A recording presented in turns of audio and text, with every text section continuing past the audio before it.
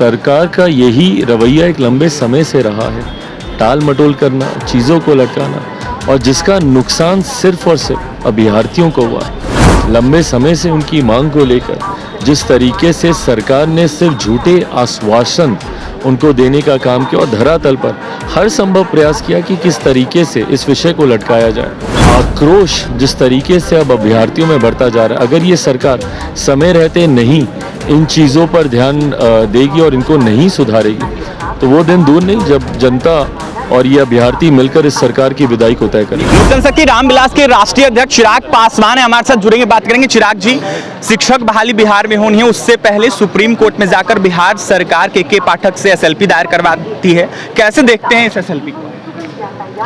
भाई, बिहार सरकार के अधिकारी जिस तरीके से उनकी कार्यशैली रही है और ख़ासतौर पर जिन अधिकारी का आप जिक्र कर रहे हैं, उन्होंने जिस तरीके से फरमानों को लेकर, अपने कार्यशैली को लेकर निरंतरता में वो विवाद में रहे, ये दर्शाता है। और उसके बाद जिस तरीके से मुख्यमंत्री का संरक्षण उनको मिलता रहा, ऐसे में उनके फैसलों से जितने लोगों को दिक्कतें हुई, उनके एक फैसले से कि जो बच्चा इतने दिन तक नहीं आएगा, 1 लाख बच्चों का भविष्य अधर में लटका, ऐसे में एक जिस तरीके से उनका ये अगला कदम है, बहरहाल ये सरकार ही इस पे बेहतर बता सकती है, उनके अधिकारी ही इस पे बेहतर बता सकते हैं। अभ्यर्थी काफ़ी परेशान है, बहाली की मांग कर रहे हैं, लेकिन सरकार टाल मटोल कर रही है, ऐसे में रिजल्ट भी अभी तक नहीं दिया गया। सरकार का यही रवैया एक लंबे समय से रहा है, टाल मटोल करना, चीज़ों को लटकाना, और जिसका नुकसान सिर्फ और सिर्फ अभ्यर्थियों को हुआ।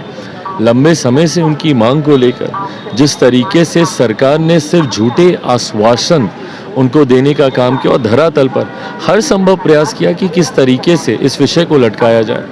बहरहाल आक्रोश जिस तरीके से अब अभ्यर्थियों में बढ़ता जा रहा है, अगर ये सरकार समय रहते नहीं इन चीज़ों पर ध्यान देगी और इनको नहीं सुधारेगी तो वो दिन दूर नहीं जब जनता और ये अभ्यर्थी मिलकर इस सरकार की विदाई को तय करेंगे। शिक्षक राजकर्मी का दर्जा मांग रहे थे, ऐसे में कहा गया था कि आप लोगों को राजकर्मी का दर्जा मिलेगा, लेकिन अभी तक कुछ इसको लेकर फैसला नहीं लिया। भाई, बिल्कुल मिलना चाहिए और ये उनका अधिकार है।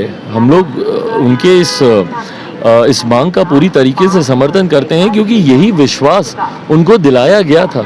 और आज जब सरकार अपने वादे से पलट रही है और उससे हट रही है तो ये पूरी तरीके से गलत है। 2 राज्यों में चुनाव लड़ने की बात आपने कही है, कहाँ कहाँ लड़ने का फैसला किया है? भाई, बहुत जल्द पार्टी का केंद्रीय संसदीय बोर्ड, स्टेट यूनिट्स की तरफ से ये प्रस्ताव आए हैं और बहुत जल्द पार्टी का केंद्रीय संसदीय बोर्ड इस पर एक अंतिम फैसला लेगा। हमारे साथ लोक जनशक्ति रामविलास के राष्ट्रीय अध्यक्ष चिराग पासवान थे। शिक्षक नियुक्ति को लेकर तमाम प्रतिक्रिया दे रहे थे, वहीं चिराग पासवान ने यह साफ कह दिया है कि सरकार चाहती ही नहीं है बिहार में युवाओं की बहाली हो, शिक्षकों को नियुक्त किया जाए। ऐसे में देखा जाए तो लगातार जमकर नीतीश सरकार पर निशाना साध चिराग पासवान। वहीं क्या कुछ कह रहे थे आपने सुना है, जिस तरीके से 2 राज्यों में चुनाव होना है, लोक जनशक्ति पार्टी रामविलास लड़ने वाले, इसको लेकर यह साफ कहा था चिराग पासवान ने कि आने वाले समय में मैं घोषणा कर दूंगा। तो वहीं जो कहीं ना कहीं इनकी पार्टी है वो घोषणा करेगी। फिलहाल क्या कुछ कहते चिराग पासवान आपने सुना है, और तमाम खबरों के लिए NBC 24 के साथ बने रहे पटना सहयोगी अमित के साथ अभिषेक की रिपोर्ट।